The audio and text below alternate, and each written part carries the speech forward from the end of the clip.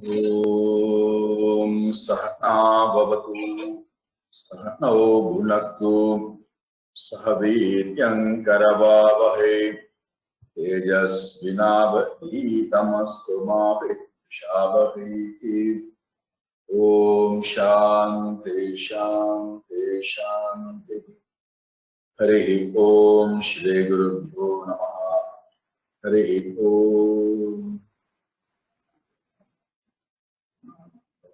दक्षिणामूर्ति स्तोत्रम। राहुग्रस्त दिवाकरेन्दु सदृशो माया समाच्छादना। राहुग्रस्त दिवाकरेन्दु सदृशो माया समाच्छादना। सन्मात्र करणोपसंहरणतो यो भूत् सुषुप्तः पुमान्। सन्मात्र करणोपसंहरणतो यो भूत् सुषुप्तः पुमान्। प्रागस्वाप्समिति प्रबोध समये यः प्रत्यभिज्ञायते। प्रागस्वाप्समिति प्रबोध समये यः प्रत्यभिज्ञायते तस्मै श्री गुरुमूर्तये नमः इदम्। श्री दक्षिणामूर्तये तस्मै श्री गुरुमूर्तये नमः इदम्। श्री दक्षिणामूर्तये। बाल्यादिष्वपि जाग्रदादिषु तथा सर्वास्वस्थास्वपि। बाल्यादिष्वपि जाग्रदादिषु तथा सर्वास्वस्थास्वपि। व्यावृत्तास्वनु वर्तमानमहमिति अन्तःस्फुरन्तं सदा। व्यावृत्तास्वनु वर्तमानमहमिति अन्तःस्फुरन्तं सदा।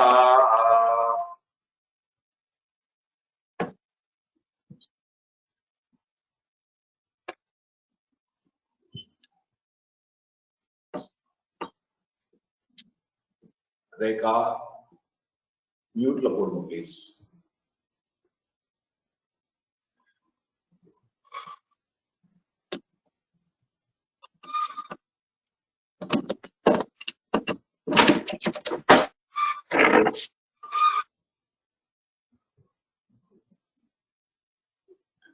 स्वात्मानं प्रकटीकरोति भजता यो मुद्रया भद्रया तस्मै श्री गुरुमूर्तये नमः इदम्। श्री दक्षिणामूर्तये तस्मै श्री गुरुमूर्तये नमः इदम्। श्री दक्षिणामूर्तये। विश्वं पश्यति कार्यकारणतया स्वस्वामि संबंधतः। विश्वं पश्यति कार्यकारणतया स्वस्वामि संबंधतः। शिष्याचार्यतया तथैव पितृ पुत्रात्यात्मना भेदतः। शिष्याश्चार्यतया तथैव पितृ पुत्रात्यात्मना भेदतः। स्वप्ने जाग्रति वाययेष पुरुषो माया परिभ्रामितः। स्वप्ने जाग्रति वाययेष पुरुषो माया परिभ्रामितः। तस्मै श्री गुरुमूर्तये नमः इदं श्री दक्षिणामूर्तये तस्मै श्री गुरुमूर्तये नमः इदं श्री दक्षिणामूर्तये भूरंभांस्यनलो निलो वरम नाथो हिमांशु पुमान् भूरंभांस्यनलो निलो वरमः नाथो हिमांशु पुमान् इत्याभाति चराचरात्मकमिदं यस्यैव मूर्त्यष्टकम् इत्याभाति चराचरात्मकमिदं यस्यैव मूर्त्यष्टकम्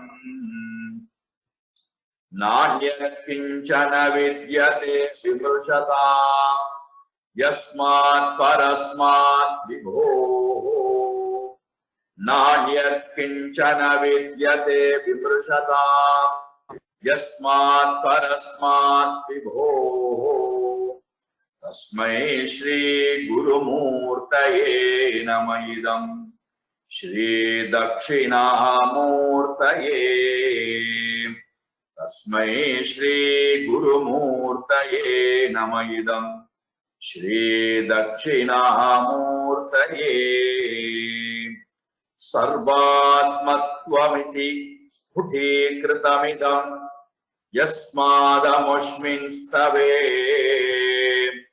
सर्वात्मत्वमिति स्फुटीकृतमिदं यस्मादमुष्मिन् स्तवे तेनास्य श्रवणात् तदर्थमननात् ध्यानाच्च संकीर्तनात् तेनास्य श्रवणात् तदर्थमननात् ध्यानाच्च संकीर्तनात् सर्वात्मत्वमहाविभूतिसहितं स्यादीश्वरत्वं स्वतः सर्वात्मत्वमहाविभूतिसहितं स्यादीश्वरत्वं स्वतः सिद्धयेत् तत्पुनरष्टधा परिणतम् चैश्वर्यमव्याहतम्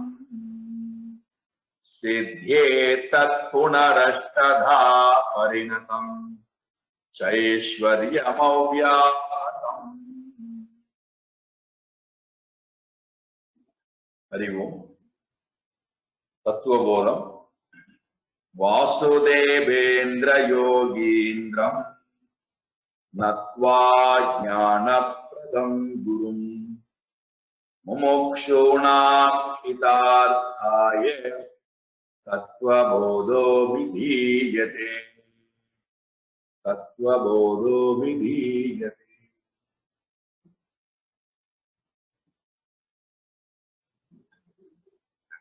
மூன்றாவது சாதனத்திலே மூன்று சாதனங்கள் நம்மால் பார்க்க முடிக்கப்பட்டது. முதல் சாதனம் சமஹா, அதற்கு குரு பதில் கொடுத்தார் மனோ நிகிரஹா. இரண்டாவது சாதனம் கேட்டான் சமஹா தமஹா தஹா சக்ஷுராதி பாஹ்ய இந்திரிய நிகிரஹா. மூன்றாவது குணத்தை பற்றி கேட்டான் உபரமஹா கஹா ஸ்வதர்ம அனுஷ்டானம் ஏவ, சுதர்மத்தை பின்பற்றுதல். சுதர்மத்தை பின்பற்றுவதன் மூலமாக மனம் ஒருமுகப்படுகிறது. மனம் ஒருமுகப்படுவதன் மூலமாக நான் ஞானத்திற்கு வருகிறேன், ஞானத்தின் மூலமாக மோட்சத்திற்கு வருகிறேன். சோ இந்த படியை நமக்கு காட்டுவதற்காக உபரம என்பது சுதர்மத்தை பின்பற்றி வாழுதல். அடுத்த சாதனம் மாணவன் கேட்கின்றான் திதிக்ஷாகா. திதிக்ஷாகா சீதோஷ்ண சுக துக்காதி சகிஷ்ணுத்வம் சீதோஷ்ண சுகதுக்காதி சகிஷ்ணுத்வம்.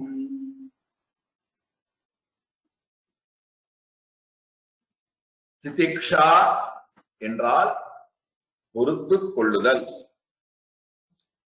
பொறுத்துக் கொள்ளுதல், ஏற்றுக் கொள்ளுதல். இந்த ரெண்டு பொருளும் வருகிறது. திதிக்ஷா பொறுத்துக் கொள்ளுதல், ஏற்றுக் கொள்ளுதல், இந்த ரெண்டும் வருகிறது. அதை இங்க என்ன அழகான வார்த்தையில போடுறார் என்றால் சகிஷ்ணுத்வம். சகிஷ்ணுத்வம் சகித்துக் கொள்ளுதல், சகித்துக் கொள்ளுதல், பொறுத்துக் கொள்ளுதல். எதை பொறுத்துக் கொள்ள வேண்டுமா? இரண்டு விதமான அனுபவங்கள் நம்மை தினந்தோறும் உடலுக்கு வருகின்ற அனுபவங்கள். சீதம் உஷ்ணம், குளிர்ச்சி வெப்பம். சீதம் உஷ்ணம். சீதம் என்றால் குளிர்ச்சி, உஷ்ணம் என்றால் வெப்பம். இது உடலுக்கு வருகின்ற, தோலுக்கு வருகின்ற அனுபவங்கள். மனதுக்கு வருகின்ற அனுபவங்கள் சுகம் துக்கம். மனதுக்கு வருகின்ற அனுபவங்கள் சுகம் துக்கம். ஆதி அப்படின்னு போட்டார். சுக துக்க ஆதி. ஆதி என்றால் முதலான. உடலுக்கு சீதம் உஷ்ணம், மனதிற்கு சுகம் துக்கம், அறிவிற்கு மானம் அவமானம். இதிலிருந்து வரக்கூடியதுதான் ஜெயம் அஜயம். மனதிலிருந்து வரக்கூடியதுதான் பிரியம் அப்பிரியம். இவைகளெல்லாம் பசி தாகம், இவைகளெல்லாம் நம்மை தொடுகின்ற நேரத்திலே அப்படியெல்லாம் தொடும் என்பது நமக்கு இதிலிருந்து கிடைக்கிறது. இவைகள் எல்லாம் நம்மை தொடும் நேரத்திலே என்னுடைய மனம் எப்படி இருந்தால் நான் முன்னோக்கி போவேன்? சகிஷ்ணுத்துவம், பொறுத்துக் கொள்ளுதல்.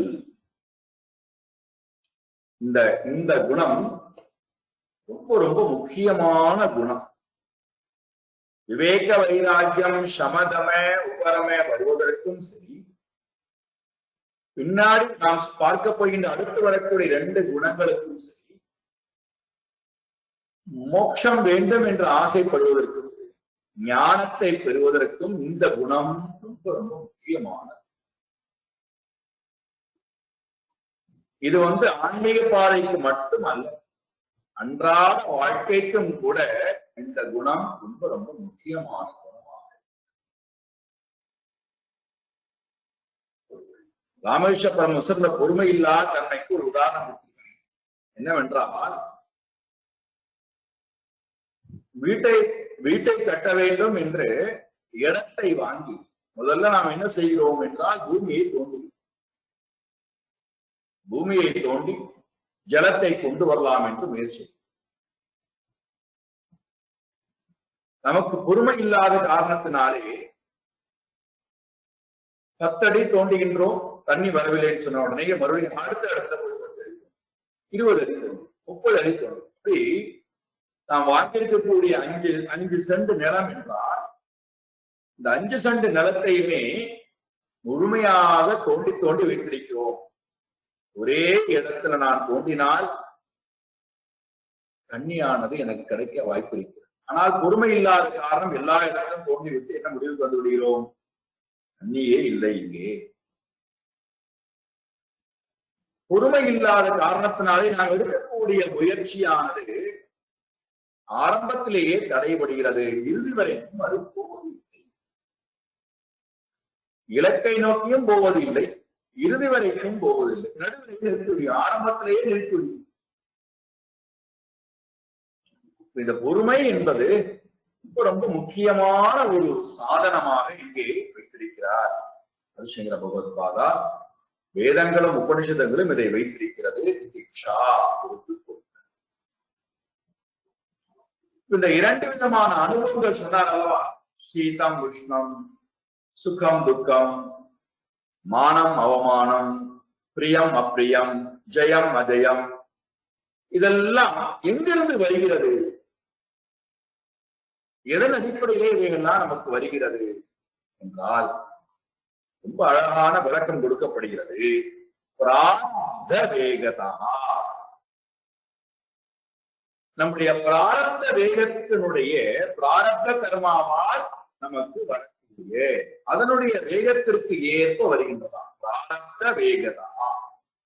பிராரப்தம் என்றால் இப்பொழுது நாம் இந்த பிறவியிலே நாம் தேகத்தை எடுத்து இறக்கின்ற வரைக்கும், தேகம் கீழே விழுகின்ற வரைக்கும் நாம் அனுபவித்துக் கொண்டிருக்கிறோம், அனுபவிக்க போகிறோம் அல்லவா. இந்த அனுபவங்களுக்கு பேர் பிராரப்தம்.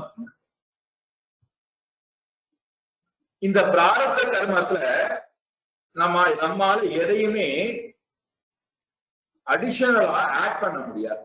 எதுவெல்லாம் நம்மால் எடுத்துக்கொண்டு வந்திருக்கிறோமோ அதைத்தான் நாம் அனுபவிக்க முடியும். புதிதா எதையும் கூட்டவும் முடியாது, எதையும் குறைக்கவும் முடியாது. இந்த பிராரப்த கர்மத்துல அந்த வினையை நாம் அதிகமா சேர்த்து, ஆனால் இப்போது அனுபவிக்கக்கூடிய வினையிலே என்னென்ன நாம் அனுபவிக்க வேண்டும் இருக்கின்றதோ அது ஏற்கனவே முடிவு செய்யப்பட்ட ஒன்று.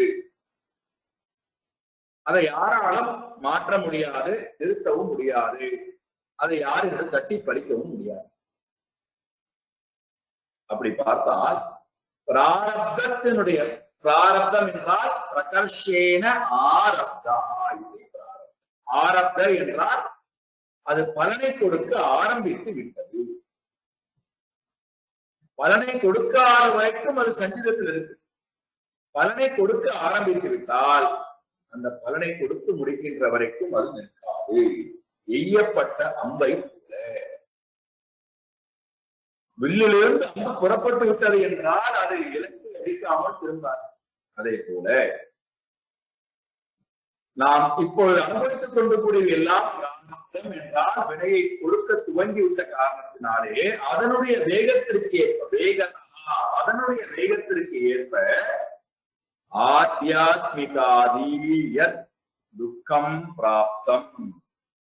ஆத்தியாத்மிகம் நம்முடைய உடலிலிருந்து வரக்கூடிய, மனதிலிருந்து வரக்கூடியது, அறிவிலிருந்து வரக்கூடிய துன்பம். இரண்டாவது அது ஆதி பௌதீகம், சுற்றுப்புறத்திலிருந்து வருகின்ற துன்பங்கள். ஆதி தெய்வீகம், இயற்கையிலிருந்து வருகின்ற துன்பங்கள்.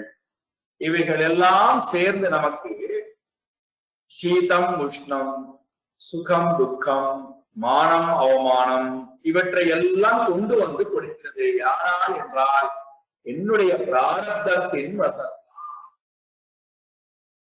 அப்பொழுது நாம் இப்பொழுது அனுபவித்துக் கொண்டிருக்கக்கூடியவை, நேற்று அனுபவித்தவை, கொஞ்ச காலத்துக்கு முன்பு அனுபவித்தவை, இனிமேல் அனுபவிக்கப் போகின்றவை அனைத்தும் ஒரு தனிப்பட்ட நபராலோ ஒரு சூழ்நிலையாலோ தெய்வத்தாலோ கொடுக்கப்பட்டதல்ல, நம்முடைய பிராரப்தத்தால் நமக்கு வருகிறது.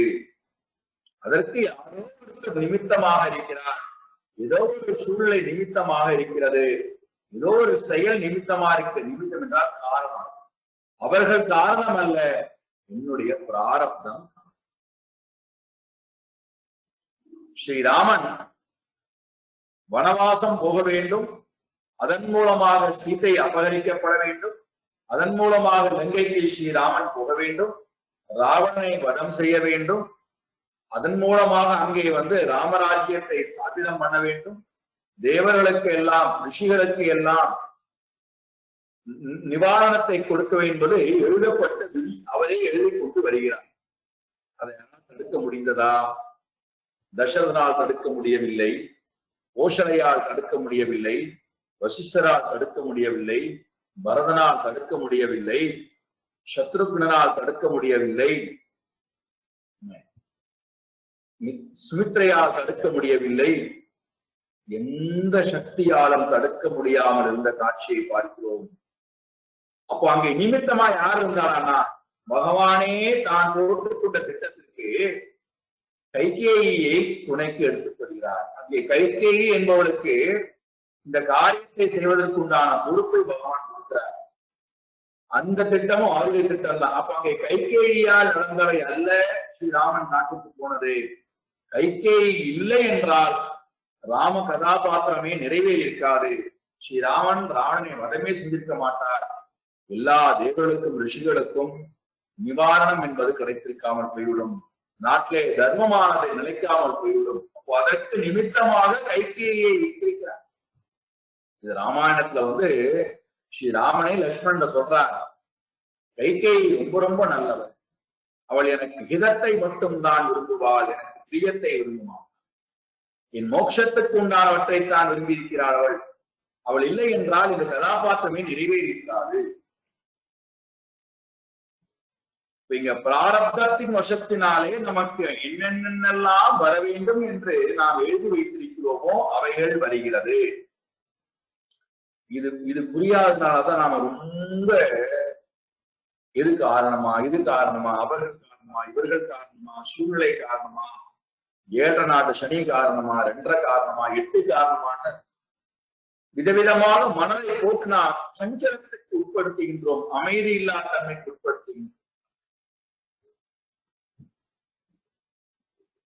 இந்த அனுபவங்கள் இதன் மூலமாகத்தான் வருகிறது என்று தெரிந்து விட்டால் அப்ப என்ன செய்யணுமா? சகிஷ்ணுத்துவம்,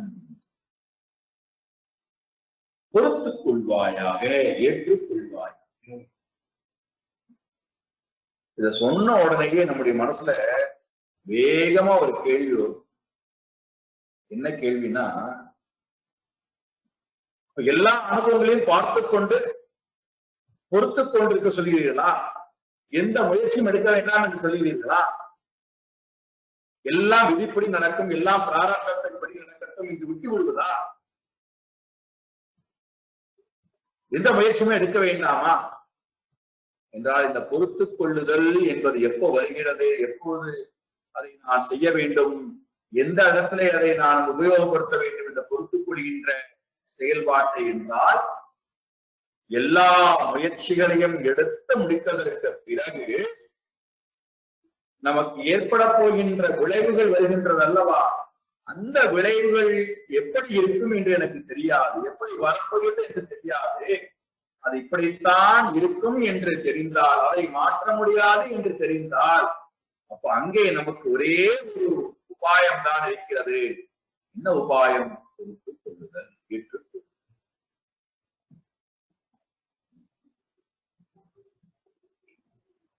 ரொம்ப நம்மால ஜீரணிக்கவே முடியாது.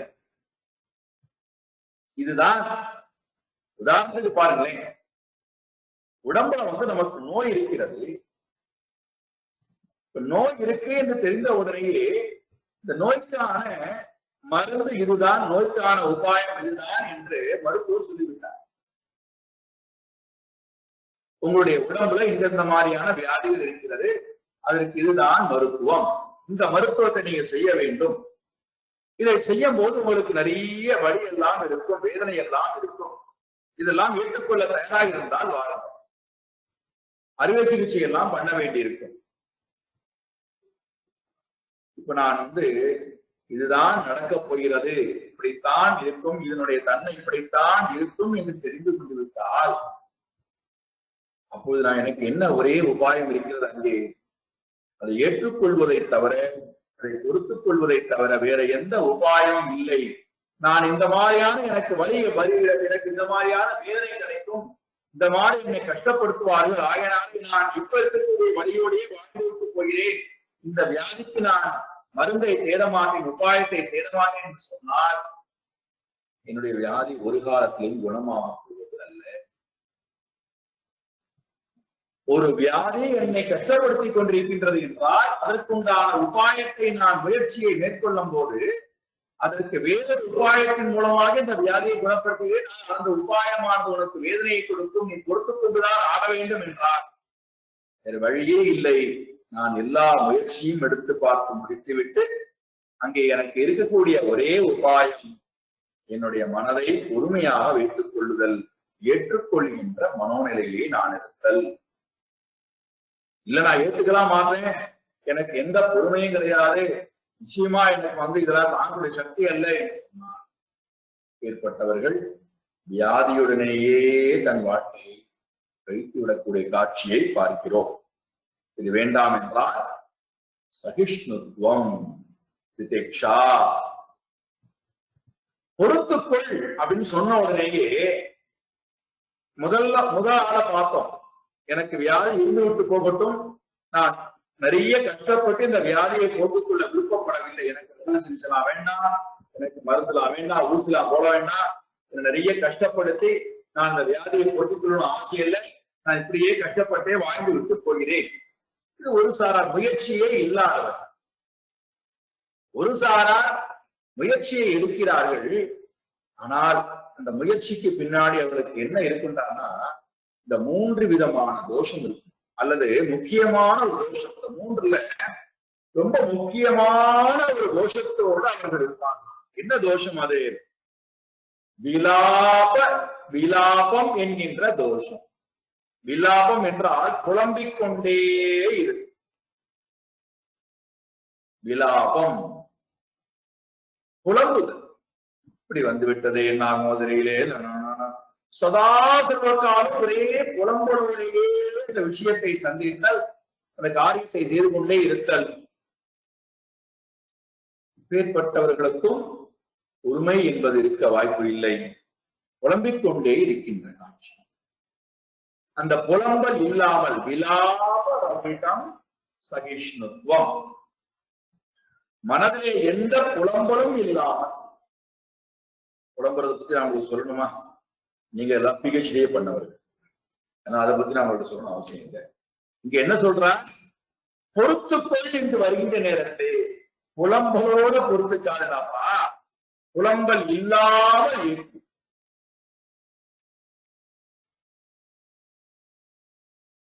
எந்த புலம்பலும் இல்லாமல் விலாப ரகிதம். இது முதல் பொறுத்துக் கொள்வதற்கு முதல் லட்சணம் கொடுக்கிறார். சகிஷ்ணுத்வம், பொறுத்துக்கொள் என்போது எப்படி பொறுத்துக் கொள்வது? விலாபரகிதம் சகிஷ்ணு, புலம்பல் என்கின்ற எண்ணமே இல்லாமல் பொறுத்துக்கொள். ரகிதம் என்றால் இல்லாமல், விலாபரகிதம் என்றால் புலம்பல் இல்லாமல்.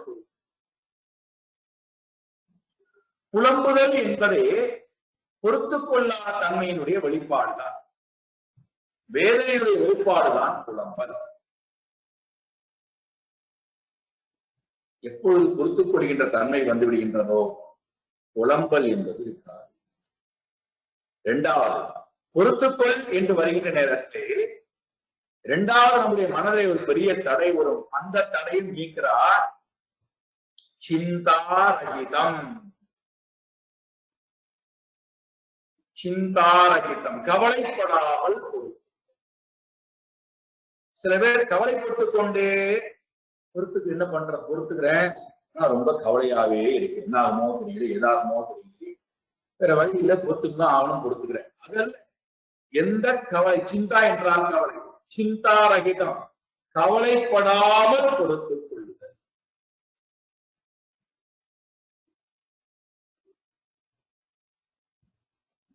நம்மால் பொறுத்துக் கொள்ளத்தான் முடியுமே தவிர கவலைப்படுவதனாலே ஒரு காரியம் மாறிவிடுமா, ஒரு சூழ்நிலை மாறிவிடுமா என்றால் முதல்ல அது புரியணும். நமக்கு நம்ம அறிவுக்கு புரிய வைக்கணும். இப்படியே 7 மாத காலமா போய்கொண்டே இருக்கிறது, இன்னும் எத்தனை மாத காலம் போகுமோ தெரியலையே, இப்படியே இருந்தா நாம இப்படி என்ன ஆகும் தெரியல, உலகம் என்ன ஆகுமோ தெரியல, கவலைப்பட்டு என்ன ஆக போகிறது, என்னால் அதை மாற்ற முடியுமா அந்த சூழ்நிலையே? இதுதான் மாற்றுவதற்கு தகுதி என்னிடம் இருக்கிறதா? அதுக்கு ஏதாவது உபாயம் வைத்திருக்கிறேனா? அதுக்கு அறிவு என்னிடம் இருக்கிறதா? எனக்கு அது தகுதி இருக்கிறதா? ஒன்றுமே இல்லாத போது நான் வெறும் கவலை மட்டுமே சுமந்து கொண்டிருப்பேன் என்றால் அதுதான் பெரிய வியாதி.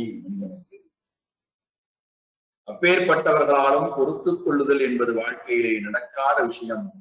இப்பேற்பட்டவர்கள் பொறுத்துக் கொள்ளாத கவலையோடவே இருக்கின்ற காரணத்தினாலே இவர்களுடைய மனதை இவர்களால் ஒருமுகப்படுத்த முடியாது, உடலையும் இந்திரியத்தையும் இவர்களால் ஒருமுகப்படுத்த முடியாது, அறிவு ஒருநிலைப்படாது, அறிவும் மனமும் இந்திரியமும் உடலும் ஒருநிலைப்படாத போது இவர்களால் அன்றாட காரியத்தை கூட அமைதியாக செய்ய முடியாது. அதனாலதான் நிறைய பேர் பாத்தீங்கன்னா இந்த புலம்பலோட கூலி கவலையோட கூடி நிறைய பேர் யாருக்கையாவது கொண்டு போய் இதை குட்டி விட்டு அவர்கள் நிம்மதியா இருப்பார். வாங்குவதற்கு நிறைய வேஸ்ட் ப்ராடக்ட்ஸ் எல்லாம் காத்துக்கணும். ஐயோ பையன் பேசவே இல்லையே, பொண்ணு பேசவே இல்லையே, அக்கா பேசலையே, அம்மா பேசலையே, அண்ணா பேசலையே, தம்பி பேசலையே, அவங்க பேசலையே, இவங்க பேசலையே, எனக்கு ஒரே கவலையா இருக்கு, பதற்றமா இருக்கு. அவங்க போறோம் அவங்களுக்கு இருக்கக்கூடிய எல்லா கவலையும் எல்லா புலமையும் நம்மள்ட கொடுத்து விட்டு அவர்கள் நிம்மதியாயிருப்பாங்க. நாம அவர்களுடைய குப்பை எல்லாத்தையும் வாங்கி சுமந்து கொண்டு நாம் அதை பற்றி அசை போட்டுக் கொண்டு நம்முடைய நிம்மதி இல்லாத தன்மையை, அமைதி இல்லாத தன்மையை நாம் படைத்துக் கொண்டு ஆனந்தமா வாழ வேண்டியதை விட்டு விட்டு துக்கத்தோட வாழும். வடி கொடுத்து அடி வாங்குறது அதுதான். இது வேண்டாம் என்றால் சிந்தாரகிதம், மனதிலே கவலை என்கின்ற எண்ணத்தை வைத்துக் கொள்ளலாம். கவலை எங்கிருந்து பிறக்கிறது அப்படின்னா, என்ன என்ன நடக்க போகின்றது என்கின்ற அறிவு எனக்கு போயில்ல. என்னுடைய அறிவு கண்ணுக்கு வரமாட்டேன்னு சொல்கிறது, என்னுடைய ஊழக்கண்ணுக்கும் தெரிய மாட்டேன்னு இருக்கிறது. அதனால உண்டான கவலை. அதனால்தான் நமக்கு மரணத்தை பற்றின கவலை இருக்கு. எப்படி நடக்குமோ, எப்படி இருக்குமோ. மரணம் சம்பவித்து விட்டால் கவலை போயிடும். என்ன அனுபவித்து விட்டு இருக்கும்பா மரணம், கவலை போயிடும். ஒரு அனுபவமானது ஏற்படாத வரைக்கும் தான் அதை பற்றி நம்ம கவலைப்படுகிறோம். அனுபவத்தை பார்த்து விட்டால் கவலை போய்விடும். அப்ப இங்க மனதுல கவலையே வேண்டாம்னா என்ன பண்றது? பொறுத்துக் கொள்கின்ற தன்மை வந்து விட்டால் கவலை மனதில் இருக்காது. கவலை இல்லாமல் பொறுத்துக்கொள்கிறார்கள். மூன்றாவது அப்பிரதீகார பூர்வகம். அப்பிரதீகாரம், பிரதீகாரம் என்றால் அதற்கு பரிகாரம் தேடுவது, அதை மாற்றுவதற்கு உண்டான விஷயங்களை எல்லாம் எடுத்துக்கொண்டு செய்வது. அப்பிரதீகார பூர்வகம், அதை மாற்றுவதற்கு உண்டான எந்த வழிமுறையும் தேடாமல், வழிமுறைகளையும் தேடாமல். அப்படின்னா என்ன அர்த்தம்? வெளியில இருக்கக்கூடிய செயல்பாடுகளை என்னால் மாற்ற முடியாது என்றால் என்னிடம் அதனுடைய தாக்கம் இருக்க வேண்டாம், கவலையோ புலம்பலோ இருக்க வேண்டாம் என்றால் அப்ப நான் என்ன பண்ணணும்? இதை எப்படியாவது மாற்றுவதற்கு உண்டான முயற்சியிலே இறங்கிறேன் என்றால் எந்த சூழ்நிலையும் மாறப்போவது இல்லை, எதுவும் மாறப்போவது இல்லை அப்படின்னு வரும்போது அதை மாற்றுவதற்கு உண்டான போக்கை அப்பிரதீகார பூர்வகம், அவற்றை போக்குவதற்கு உண்டான வழியை தேடி போனால் நிச்சயமாக என்னால் முடியாது, அதை செய்யாதேங்கிறார். சூழ்நிலைகளை மாற்றுவதற்கு உண்டான சூழ்நிலைகளை போகாதே பொறுத்துக்கொள்.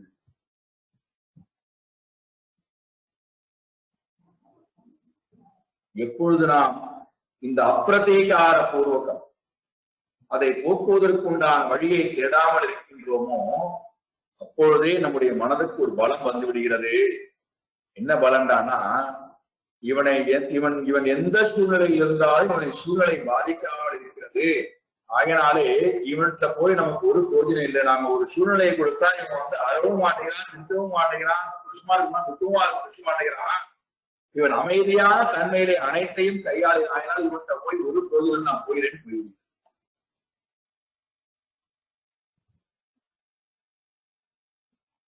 இந்த செடிகள்ல வந்து பாத்தீங்கன்னா ஒரு செடிக்கு பெயர் தொட்டால் சினிங்கின்னு பெயர். அது தொட்ட உடனே அது வந்து மூடிடும். அப்படி ஒரு செடி இருக்கு. நமக்கு ஒரு அனுபவமானது வருவதற்கு முன்பாகவே மனமானது சுருங்கிக் கொள்ள ஆரம்பித்து விடுகிறது அல்லது ரியாக்ட் பண்ண ஆரம்பித்து விடுகிறது. இது வந்து விடக்கூடாதே அப்படின்னு ஒரு கவலை, வந்துவிட்டால் புலம்பல், அதை மாற்றுவதற்கு உண்டான முயற்சி, இதே வாழ்க்கை ஓடிக்கொண்டே இருக்கு. இந்த மூன்றும் இல்லாமல் இது இப்படித்தான் இருக்கும், இதை ஏற்றுக்கொண்டுதான் ஆக வேண்டும், இதற்கு நான் எந்த பரிகாரம் தேடப் போவதில்லை, இது எப்பொழுது போகட்டுமோ போகட்டும், அதற்கும் எனக்கும் எந்த தொடர்பும் அல்ல, நான் எக்காரணத்தையும் எனக்குள்ளே கொண்டு போவது இல்லை என்கின்ற எண்ணத்தோடு எப்படி பொறுத்துக்கணுமா? எந்த கவலையும் இல்லாமல் பொறுத்து ஏற்றுக்கொள்ளுதல். ரொம்ப விரிவான ஒரு டாபிக் இது. பல மணி நேரம் பேச வேண்டிய டாபிக் இது. அடிப்படையாக இந்த மூன்றையும் ஞாபகம் வைத்துக் கொள்ளுங்கள். அப்பிரதீகார பூர்வகம். இதெல்லாம் வந்து இப்படி உள்ள போயிருந்தோம். எந்த பிரதிகாரமும் அப்பிரதிகாரம், எந்த பிரதிகாரமும் செய்யாமல் அதற்குண்டான வழியை தேடாமல் அப்பிரதீகார பூர்வகம், சிந்தா ரகிதம், விலாப ரகிதம், சகிஷ்ணுத்துவம், பொறுத்துக் கொள்கின்ற ஏற்றுக்கொள்கின்ற தன்மை. ரொம்ப கடினமானதா இருக்கும் போல இருக்க சுவாமி. கடினமானதான் நீங்க வந்து வைத்துக் கொண்டு எங்களை வந்து முயற்சி செய்யுங்களா? அந்த பொறுமை என்னால எத்தனை தூரம் நான் முடியும்? பொறுமையாக தான் என்னால இருக்க முடியும். பொறுமையாக இல்லை என்றால் நம்மால் எந்த ஒன்றையும் சாதிக்க முடியாது, நம்மால் எதையும் அடையவும் முடியாது. அன்றாட வாழ்க்கையில் கூட பாருங்கள், பொறுமையாக இருக்கின்றவன் தான் எந்த ஒன்றையும் செய்து முடிக்கக்கூடியவனாக இருக்கும். சரி, நீங்கள் சொல்லுகிறீர்கள், நான் கேட்கிறோம், என்ன உபாயம் இதற்கு? இந்த பொறுமையை கொண்டு வருவதற்கு என்னதான் உபாயம்? என்ன வழிமுறையின் மூலமாக இந்த பொறுமையை நாங்கள் பின்பற்றுவோம்? எப்படி இந்த பொறுமையை கொண்டு வருவது? முதல் உபாயம் ஞானம். ஞானத்தின் மூலமாக நான் பொறுமையை கொண்டு வருவேன். ஞானம்னா என்ன? சூழ்நிலைகளை நான் புரிந்து கொள்வதும், நடக்கக்கூடிய நிகழ்வுகளை அனைத்தையும் நான் புரிந்து கொள்வதன் மூலமாக அதை பற்றின தெளிவான ஞானம் எனக்கு ஏற்பட்டால் இப்படித்தான் இருக்கும், இந்த தன்மையில் தான் இருக்கும், இத்தனை நாள் ஆகும், இந்த முறையில் தான் இவைகள் செயல்படும், இந்த முறையில் தான் இவைகள் பலன் கொடுக்கும், இந்தந்த முறையிலே தான் இவர்கள் நடந்து கொள்வார்கள், இவ்வாறு நடந்து கொண்டால் இவ்வாறுதான் பலன் கொடுக்கும் என்று முழுமையான ஒரு டேட்டா, அனுபவத்தை பற்றின ஞானம் எனக்கு இருந்தால் தானாக பொறுத்துக் கொள்கின்ற தன்மை என்பது வந்துவிடுகிறது. நாம என்ன பண்றோம்னா, ஆர்டர் போலார்ல எனக்கு வேலை வேணும்னு கேட்டு வேலையில போய் உட்கார்ந்து, அங்கே போய் உட்கார்ந்த பிறகு அவர்கள் வந்து ஒவ்வொரு காரியத்தையாக செய்ய சொல்லும் போது இவ்வளவு கஷ்டமா இருக்கிறது, இதெல்லாம் எனக்கு தெரிஞ்சுதான் நான் அந்த வேலைக்கே வந்திருக்க மாட்டேன், என்னை போட்டு ரொம்ப டார்ச்சர் பண்ணுகிறாருன்னு சொல்லிட்டார். என்ன காரணம்? ஏன் இந்த புலம்பல், ஏன் இந்த கவலை, ஏன் இந்த மனதை வழி என்பது வருகிறது? என்ன அங்கே இருக்க போகிறது? என்னென்ன வேலையை நான் செய்ய வேண்டும்? அதற்கு என்ன தகுதி இருக்கின்றதா? எப்படி தகுதியை வரவைத்துக் கொள்வது? எந்தெந்த மாதிரியான நான் பணிகளை எல்லாம் எல்லோரும் சேர்ந்து செய்ய வேண்டும்? என்ன விளைவுகளை அது கொடுக்க போகிறது? எல்லாவற்றையும் பற்றின அறிவானது எனக்கு இருந்தால் எந்த சூழ்நிலையிலும் என்னால் அமைதியாக இருந்து கொண்டு செய்ய முடியும். அது இல்லாததே என்ன ஆகிறது? என்ன நடக்கின்றது என்று தெரியாமல் எல்லாரோடையும் நானும் போறேன். என்ன ஆகுண்டாங்கன்னா, மனதிலே கவலையும், மனதிலே சிந்தாவும், மனதிலே புலம்பலும் தான், விலாபமும் தான் இருக்குமே தவிர பொறுத்துக் கொள்கின்ற எண்ணம் மனதுக்கு இருக்காது. முதல் விஷயம் ஞானம்.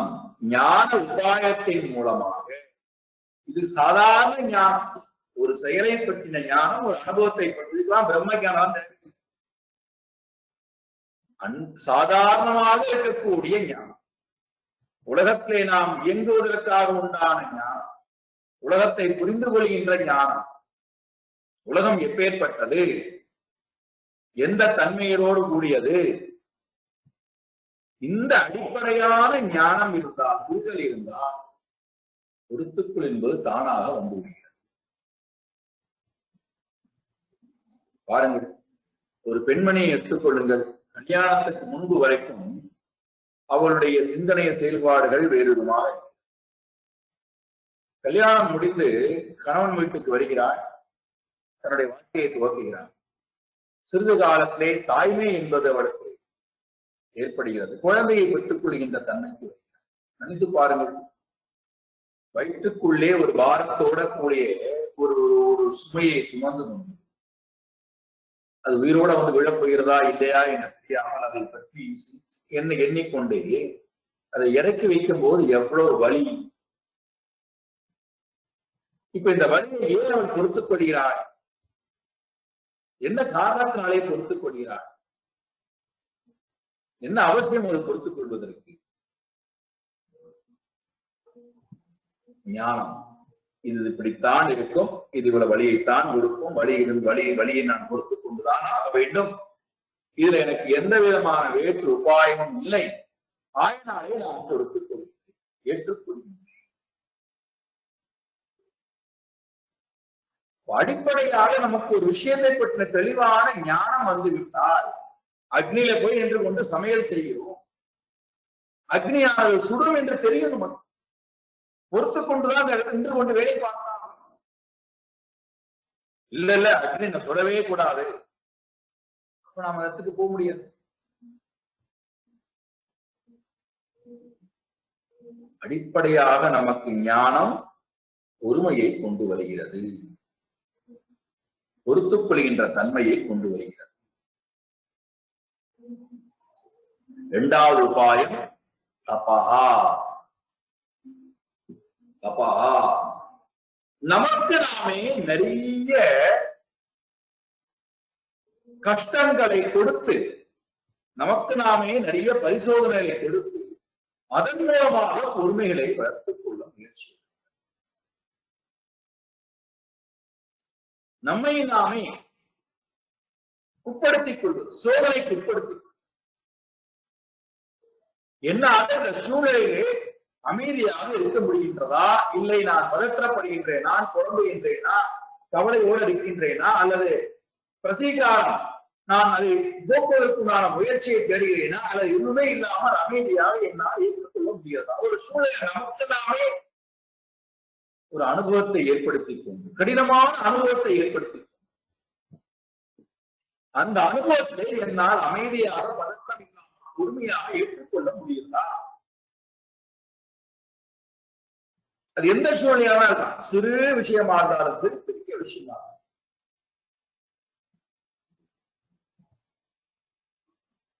எப்படி அந்த அனுபவம் அந்த சூழ்நிலையை நான் அமைதியாக பொறுத்துக் கொள்கின்றேன், ஏற்றுக்கொள்கிறேன். இப்ப இதுல என்ன கிடைக்கின்றது என்று கேட்டீங்கன்னா, இந்த தபஸ்ல ரெண்டு விஷயம் கிடைக்கின்றது. ஒன்று, அப்பதீகாரம் முயற்சி எடுக்கிறேன். சூழ்நிலை இப்படி இருந்தால் அதுல நான் எந்த முயற்சியும் எடுத்து அதை போக்குவதற்கு நான் முயற்சி எடுக்கிறேன். புலம்பலும் இல்லை, கவலையும் இல்லை, அப்படியே ஏற்கிறேன். ஏற்றுக்கொள்ளக்கூடிய தகுதியானது எனக்கு வருகிறதா, அதை பார்க்கணும். அப்போ நான் எந்த அளவுக்கு உயர்ந்திருக்கின்றேன் அல்லது எந்த அளவுக்கு நான் பலகீனமானவனாக இருக்கின்றேன் மனதளவிலே. நான் எதுக்கு பொறுத்துக் கொள்ளணும், என்ன அவசியம் என்பதை பொறுத்துக் கொள்வதற்கு? அப்ப நான் பலகீனமானவன் என்ற பலகீனமானவனால் பலம் பொருந்தி எந்த காரியத்தையும் செய்ய முடியாது. 150 மைல் வேகத்திலே வேகமாக பந்தானது கையில் பதம் வாழ்க்கிறது, சுருண்டு கீழே விழுகிறான். கையில பாத்தீங்கன்னா ரத்தம் கட்டி போய் வீங்கி கொண்டிருக்கிறார். 2 நிமிடம் துடித்து உருண்டு பிறண்டு எல்லாம் பண்றான். மருத்துவர் ஓடோடி வருகிறார். வெளியிலிருந்து உள்ளே ஓடி மைதானத்துக்குள்ளே அவனுக்கு என்ன பண்றார், ஒரு விதமான ஒரு திரவத்தை நம்முடைய கையிலே தடவியதற்கு பிறகு ஒரு கட்டு ஒன்று போடுறார். அவ்வளவுதான். ஒரு மாத்திரை கொடுத்து ஜலத்தை கொடுத்த உடனே 3ஆவது நிமிடம் எழுந்து அவன் வேலை செய்ய ஆரம்பிக்கிறான். அதே பழைய தன்மையோடையே அவன் இருப்பான். இப்ப அவனுக்கு அங்க என்ன நடந்துகிறான்னா, இது எனக்கு வழியை கொடுத்துத்தான் தீரம், பந்து என்றால் உடம்பு அடிபடத்தான் செய்யும், இதை நான் பொறுத்து கொண்டுதான் ஆக வேண்டும், இதுல எனக்கு வேற எந்த ரெமடியும் இல்லை, எந்த உபாயம் இல்லை. நான் இங்கே வந்து இந்த உடலை பாதுகாப்பதற்கோ இந்த வழியை போட்டிக் கொள்வதற்கோ அல்ல, இங்கே நின்று கொண்டு என்னுடைய நாட்டுக்கு தேவையான ரன்களை நான் குவிப்பதற்காக வந்தேன். என் நாட்டை எதிர் அணியிடத்திலிருந்து காப்பாற்றி வெற்றி பெறுவதற்காக வந்திருக்கேன். அந்த பணியை நான் செய்ய வேண்டும். என்னுடைய இலக்கு உயர்வாக இருந்தால், மேலானதாக இருந்தால், லட்சியம் உயர்வானதாக இருந்தால், தாழ்வானதை பற்றி எனக்கு கவலை இல்லாமல் போயிடும். அது கொடுக்கக்கூடிய அனுபவங்கள் எனக்கு எந்த மாற்றத்தையும் கொடுக்காது. அதை நான் தானாக அமைதியாக போக்கு.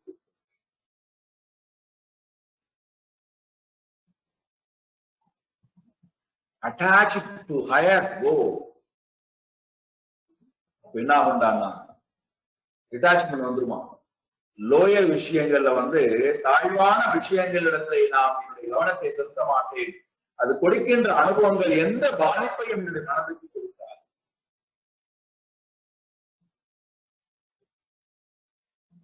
பொறுத்துக் கொள்கின்ற தன்மை தபஸின் மூலமாக வருகிறது. தபஸ் என்றால் நம்மை நாமே முயற்சி எடுத்து நம்மை நாமே சோதனைக்கு உட்படுத்திக் கொள்வதுதான் தபஸ்.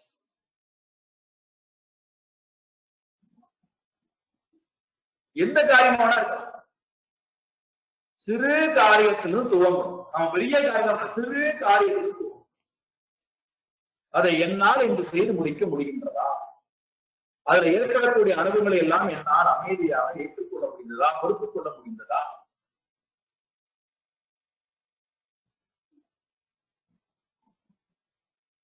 இது இரண்டாவது. ஞானம் முதல் உபாயம், இரண்டாவது தபஹா. இது பெரிய டாபிக். நான் உங்களுக்காக சொல்லிக் கொடுக்கிறேன், நீங்கள் விரிவாக படித்து புரிந்து கொள்ளுங்கள். ஞானம் தபஹா. தபஸ் என்று வரும்போது உடலை கொண்டு செய்கின்ற தபஸ், வாக்கை கொண்டு செய்கின்ற தபஸ், மனதை கொண்டு செய்கின்ற தபஸ். இந்த மூன்றையும் கொண்டு நான் எடுக்கக்கூடிய முயற்சி தவம் என்று சொல்லப்படுகிறது. இது ரொம்ப அழகா ஆண்டாள் திருப்பாடு ரொம்ப அழகா சொல்லிட்டாங்க. தபஸுக்கு அவர் கொண்டு வழக்கம் பாருமான வழக்கம். இதுதான் தவம். அவன் என்ன சொல்லிட்டா பாருங்க, நெய்யுண்ணோம் பாலுண்ணோம். செய்யக்கூடாதெல்லாம் முதல்ல சொல்றான், அதெல்லாம் விட வேண்டியவை. நெய்யுண்ணோம் பாலுண்ணோம் செய்யக்கூடாது, விட வேண்டியவை தபஸ். செய்ய வேண்டியது தபஸ். நாட்காலே நீராடி, காலை 4 மணிக்கு எழுந்து ஓடுகின்ற நதியிலே நீராடி, நாட்காலே நீராடி, மையிட்டு எழுதோம். செய்யக்கூடாது. அவள் பெண்ணாக இருக்கின்ற காரணத்தினாலே தன்னை பற்றி சொல்கிறார். நாட்காலே நீராடி மையிட்டு எழுதோம். போகத்துக்கு உண்டான எல்லாரும் தவிர்க்கிறாராம். தபஸ் என்று வரும்போது போகத்திற்கு அடிமையாகி போகாமல் இருத்தல், சிற்றின்பத்திற்கு அடிமையாகி போகாமல் இருத்தல். மையிட்டு எழுதோம், மலரிட்டு நாம் முடியோம், செய்யாதன செய்யோம், தீக்குறளை சென்றோதோம். இதெல்லாம் தபஸ், விட வேண்டியது. அப்ப எதை செய்யணுமா? ஐயமும் பிக்ஷையும் அங்கனையும் கை காட்டி, இதெல்லாத்தையும் சொல்லிட்டு எதுக்கு கொண்டு முடிக்கிறார் பாருங்க. இதெல்லாம் எதுக்கு செய்யணுமா? உய்யுமாறு என் நீர் உகர்ந்தேலோ செப்பாமாய். உய்யணுமா? மனமானது உலக சிந்தனையிலிருந்து, உடல் சிந்தனையிலிருந்து, மன சிந்தனையிலிருந்து, அறிவு சிந்தனையிலிருந்து நாராயணனுக்கு மனம் உய்யணும். உய்யுமாறு எண்ணி, நாராயணத்தை உய்வதற்காக நாராயணன் வேண்டாம் என்றால், உயர்வான லட்சியத்தை நோக்கி உய்ய வேண்டும் என்றால், தாழ்ந்தவற்றை விட்டால்தான் உயர்ந்ததை என்னால் அடையும். தாய்ந்தவை கொடுக்கின்ற அனுபவங்களை நான் சரி செய்வதிலேயே வாழ்க்கையை ஓட்டிவிட்டால் உயர்ந்தவை நோக்கி என்னுடைய சிந்தனைகளும் இருக்காது, செயல்பாடுகளும் இருக்காது. அது தபஸ். இரண்டாவது. மூன்றாவது உபாயம் முமுக்ஷா. முக்தியிலே விருப்பம். முமுக்ஷா மோட்சம் அடைய வேண்டும் என்கின்ற நாட்டம். அதி தீவிரமான முமுட்சுத்துவம் இருந்தால் பொறுத்துக் கொள்ளுதல் என்பது நடக்கும். கடினமான சூழ்நிலையிலிருந்து விடுபட வேண்டும் என்கின்ற ஆசை யாருக்கு இருக்கோ அவர்கள் எல்லாவற்றையும் பொறுத்துக் கொண்டு கடினமாக உழைப்பதை நான் பார்க்கிறேன். இப்போது இருக்கக்கூடிய இந்த சூழ்நிலை மாறணும்னா நான் கடினமாக உழைத்தால்தான் எனக்கு நிறைய செல்வங்கள் கிடைக்கும், நிறைய வசதி வாய்ப்புகள் கிடைக்கும். அதற்காக இப்போது நான் உழைத்துத்தான் ஆக வேண்டும். அதனால் ஏற்படக்கூடிய கஷ்டங்களை எல்லாம் நான் பொறுத்துக் கொள்கிறேன். இது சாதாரண நிலையில. ஒரு உயர்ந்த பதவியை அடையணும்னா இந்த பதவி எனக்கு வேண்டாம், இதை விட உயர்ந்த பதவி அடைந்தால் அதன் மூலமா நிறைய நான் சாதிக்க முடியும், அதன் மூலமாக நிறைய நான் சம்பாதிக்க முடியும், அதன் மூலமா நிறைய பேருக்கு நான் நல்லது செய்ய முடியும் என்றால் அதற்காக நான் என்ன பண்றேன், இந்த சூழ்நிலையிலிருந்து விடுபடுவதற்காக கடினமாக உழைக்கிறேன் அல்லவா, அதற்காக உண்டான எல்லா அனுபவங்களையும் பொறுத்துக் கொள்கின்றேன், ஏற்றுக்கொள்கின்றேன். முமுக்ஷா.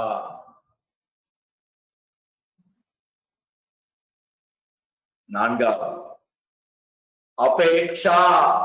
மகதாம் அபேக்ஷா. உபேக்ஷா. மகதாம் உபேக்ஷா. உபேக்ஷா. உபேக்ஷா என்றால் உதாசீனப்படுத்தும்.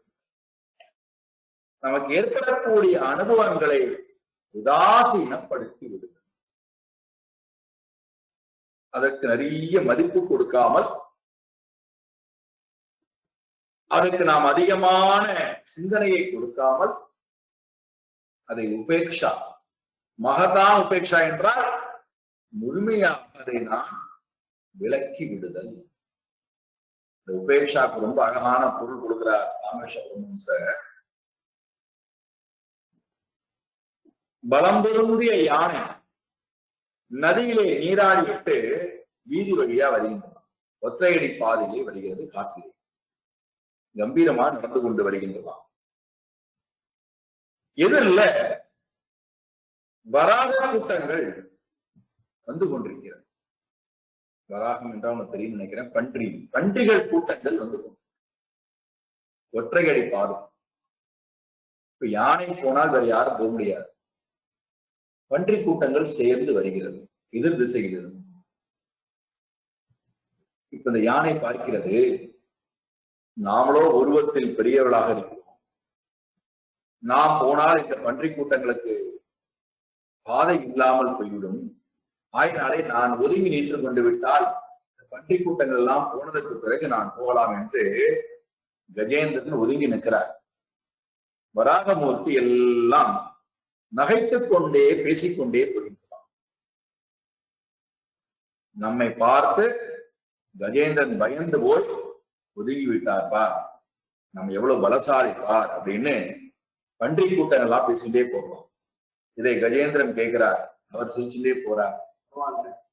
அதனால எனக்கு எந்த வகையிலும் இழுக்கும் இல்லை, எந்த வகையிலும் எனக்கு அதனால குறைபாடு இல்லை. உங்களுடைய நன்மைக்காக நான் ஒதுங்கி நின்றேன். நான் நடந்து வந்தால் உங்களை யாரும் உயிரோடு கூட இருக்க மாட்டீர்கள். நீங்கள் உயிரோடு இருப்பதற்கு நான் ஒதுங்கி நின்றதுதான் சரி, ஆயினாலே நான் போகிறேன். அவர் போறார். அதனால அவருக்கு எந்த பாதிப்பும் இல்லையா. உபேக்ஷா. அதை எதையுமே பொருள்படுத்தாமல் தன்னுடைய பலம் என்ன என்று தெரிந்த காரணத்தினாலே, தான் எதை செய்ய வேண்டும் என்று தெரிந்த காரணத்தினாலே, தான் எதை நோக்கி போக வேண்டும் என்று தெரிந்த காரணத்தினாலே, பன்றியினுடைய பலம் என்ன என்று தெரிந்த காரணத்தினாலே, அவைகளால் தனக்கு எந்த விதமான உயர்வும் இல்லை என்று தெரிந்த காரணத்தினாலே, தாழ்வும் இல்லை என்று தெரிந்த காரணத்தினாலே அதை ஒதுக்கி விட்டு போகின்றன.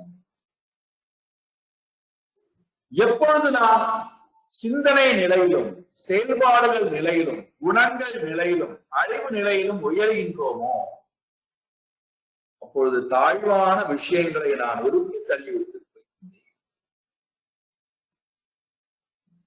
அது சூழ்நிலைகளாக இருக்கலாம், அனுபவங்களாக இருக்கலாம், அனுபவத்தை கொடுக்கக்கூடிய காரணம் மனிதர்களாக இருக்கலாம், எதுவனா இருக்கலாம். அவைகளை நான் உதாசீனப்படுத்தி விட்டு, உதாசீனப்படுத்தல் என்றால் அவமதித்தல் அர்த்தம் இல்லை, தப்பா புரியக்கூட. நிந்தித்தல், அவமதித்தல் அதல்ல. அந்த அனுபவங்கள் என்னை எக்காரணத்தை கொண்டும் பாதிக்க நான் விட மாட்டேன். அதை எனக்குள்ளும் கொண்டு போக மாட்டேன், அதே நேரத்திலே நான் வெறுக்கவும் மாட்டேன். இது உபாயம். இந்த 4 உபாயம். இதுக்கு இந்த உபேட்சா என்பதற்கு இன்னொரு சரியான பொருள் கொடுக்கணும்னா வைராக்கியம். மனதுல வைராக்கியம் இருந்தால் பொறுத்துக் கொள்கின்ற தன்மை தானாக வந்து விடுகிறது. இந்த 4 ஞானம், தபஹா, முமுக்ஷா, மகதா, உபேக்ஷா அथवा வைராக்கியம். இந்த 4 உபாயத்தின் மூலமாக நான் பொறுமையை கொண்டு வந்தால் என்ன பலன் எனக்கு, என்ன லாபம் எனக்கு? முதல் லாபம் பவினா நபித்யதே. பவினா என்றால் வஜ்ரத்தினால் பிளக்க முடியாத மனம் எனக்கு, மன உறுதியானது எனக்கு. பவினா என்றால் வஜ்ரம், ந வித்யதே என்றால் பிளக்க முடியாது. வஜ்ராயுதத்தாலும் கூட என்னுடைய மனதை பிளக்கடிக்க முடியாத பலம் எனக்கு கிடைத்து விடுகிறது. மனோபலம், தேக பலம், புத்தி பலம், எல்லா பலமும் எனக்கு வந்து விடுகிறது. இன்றைய நமக்கு ஒரே ஒரு சின்ன கொசு போகும் நம்முடைய மனதை கீழே தள்ளுவதற்கு, பலகீனமாக ஆக்குவதற்கு. வஜ்ராயுதத்தாலும் கூட என்னை தாக்க முடியாத பலம் எனக்கு கிடைக்கின்றது. 2வது லாபம் யோக சித்தி. நான் எதை அடைய ஆசைப்படுகின்றேனோ அதை கட்டாயம் அடைந்தே தீருவே. யோக சித்தி. எதை அடைய வேண்டும் என்று ஆசைப்படுகிறோம் அந்த இலக்கை அடைந்தே தீருவேன். 3வது ஸ்வராஜ்ய லக்ஷ்மி சுகா. ஸ்வராஜ்யம், என்னிடத்திலேயே நான் ராஜ்யம் பண்ணக்கூடியவனாக இருப்பேன், மனதை ஆளக்கூடியவனாக இருப்பேன். அங்கே லக்ஷ்மி என்று சொல்லக்கூடிய சுகத்தை அனுபவித்து மனதிலேயே சுகமானது. தனியாக ஒரு சுகத்தை தேடி நான் போக வேண்டிய அவசியம். மனம் ஸ்வராஜ்யத்துல என்னுடைய மனதையே நான் ஆண்டு அந்த அந்த ஆட்சியினாலேயே உண்டான சுகத்திலேயே நான் வந்து. 4வது போக சித்தி. எல்லா இன்பங்களையும் என்னால் பெற முடிகின்றது. போக சித்தி.